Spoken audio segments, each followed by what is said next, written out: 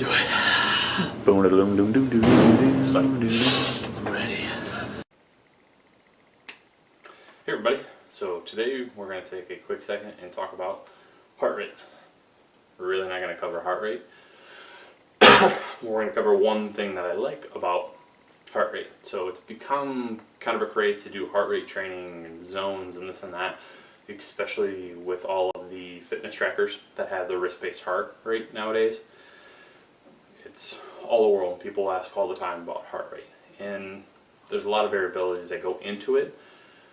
You've got very basic formulas that go up to very sophisticated formulas, but without really kind of testing physiologically, so doing like a lactate and VO2 max where you actually get a max heart rate, your VO2 max, your lactate threshold, to really tell kind of where you're at. It's so different from one person to the next. So unless you're really using it for repeated workouts to kind of see where you're at during those, I don't usually recommend it for people, especially for runners. It's so much easier, so much more efficient to actually go based on your pace. So we use time trials and then figure out your workout pacing based on those, and I like that better. But I do like heart rate for one thing: recovery. It's an awesome kind of clue for where your recovery is, and it's pretty simple. You want progress in one way or another. So your resting heart rate throughout the day should, as you become more fit, should start to decrease, which is good. What you want in the morning though, first thing in the morning, is your resting heart rate. When you take that, it's a good indicator on whether or not you're recovering well enough. So really, it's, imagine that as a straight line. If it stays consistent, you are recovering adequately. If it's going down, you're probably a little bit fitter than you were. It probably won't be consistent for a very long stretch of time. Otherwise, you might want to see a doctor. But what we don't want really is to see it go up. That's what we don't want.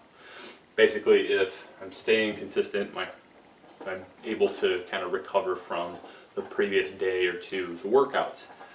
If I'm starting to see it go up, it's okay for a few days, as long as it starts to come back to normal. If it just continues, we'll say for a week, you've got a number that's slowly increasing, you're not giving yourself enough time to recover. You're not. So your body is working harder trying to recover, and you're not letting it to. So that's what you don't want. So I would challenge you through, let's say, because it's getting to that time of year, it's New Year's, try for the first month of the year, see how it goes. I mean, if you have one of the wrist-based, it's going to be even easier for you to take it. If not, take for 15 or 30 seconds and basically extrapolate to a minute to get your beats per minute first thing in the morning. So like right when you wake up, not after you go to the bathroom, not after you eat some food, before you get out of bed, and keep it consistent. So if it takes me a couple minutes to do it, try again a couple minutes. I just want to get the marker as close as possible to the same sort of, drawing a blank on the word, the same conditions. So I want the conditions as similar as possible. Same thing like if I took my weight first thing in the morning, I'd want to do it either like if I take it with clothes or without clothes. So if I'm wearing my pajamas, always wear my pajamas when I take my weight. If I'm naked, always be naked when you take your weight. First thing in the morning or last thing at night. First thing in the morning is best. But okay, so with the resting heart rate, that's what we're going to do. First thing in the morning before we get out of bed, take the heart rate and jot it down and start to see where you're at. And there will be times where it'll flux up and down. I mean, especially if you have a really hard workout, perfectly fine. Your body's trying to recover. It's if it continuously goes up.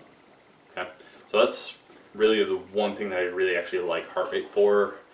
There's too many other variables with anything else to use it for training unless you're really consistent with the training and you've done it for a while.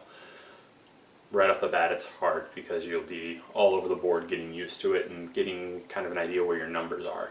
So I don't like heart rate training. I prefer it for a recovery kind of marker. So give it a shot, guys, through January, and let us know if it actually helps you or not. I use it occasionally for myself, especially when I'm stressed. I like to make sure I'm keeping an eye on my heart rate. So, as always, guys, let us know. Questions, comments, concerns. Live with love. Hey, guys. Oh, God damn it, Drew.